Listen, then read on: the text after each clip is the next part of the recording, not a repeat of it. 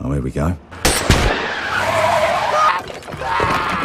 Looks like I'll get my double price incentive after all. I'm Mike Fallon, a top-tier assassin, but I never load bullets in my gun. Even when the FBI shows up, they always reach the same conclusion. A tire, punctured by glass, led to a traffic accident. I thought once the job was done, I could call it a day. But, unexpectedly, my handler told me to collect the payment in person. That was against the rules of our profession. Still, I arrived on time. The moment I got out of the car, I was ambushed. I quickly rolled and took cover behind the car. When the bullet stopped, the attacker fled on a motorcycle. Unfortunately, that assassin wasn't too bright. He drove straight into a dead end. I finished him off quickly. Something felt off. I contacted my handler immediately. Turned out this might be a trap set by the client. Fury ignited in my chest. Our code clearly says we don't investigate clients. But this time, rules couldn't restrain me. And that was just the beginning. That night, I got news that broke me. My ex-girlfriend had died in an accident. Even though we had long separated, I never stopped loving her. I went to the cemetery on the day of her funeral. A friend told me a shocking truth. She had been pregnant with my child when she died. I was completely stunned. The news reported that 2 burglars broke into her home and hurt her during a robbery. Then, after grabbing the money, they died suddenly in an accident. It was all too fake. Even a 3-year-old wouldn't believe that story. I began my own investigation. That night, I broke into her apartment. Everything was way too tidy. Nothing like the chaos of a real robbery.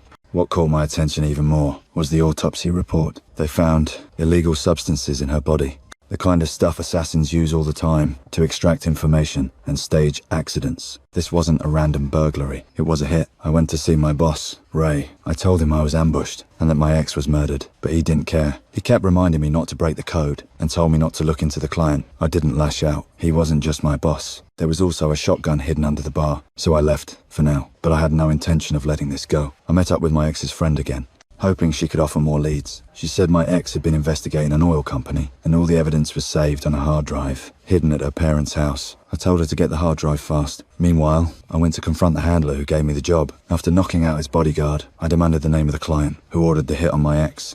He refused to tell me, hiding behind the killer's code, so I had to get a bit persuasive. Eventually, he gave up the name. Just as I stepped out, I got a call from the woman who had retrieved the hard drive. When we met, I finally learned the reason behind my ex's death. She had discovered evidence of the oil company's illegal dealings, but just as she was about to go public with it, they sent an assassin to silence her. What I didn't know was that my rogue actions had shattered the rules of the assassin world and put Ray's organization in jeopardy. He gave the order. All assassins were to hunt me down, but the real show was just getting started.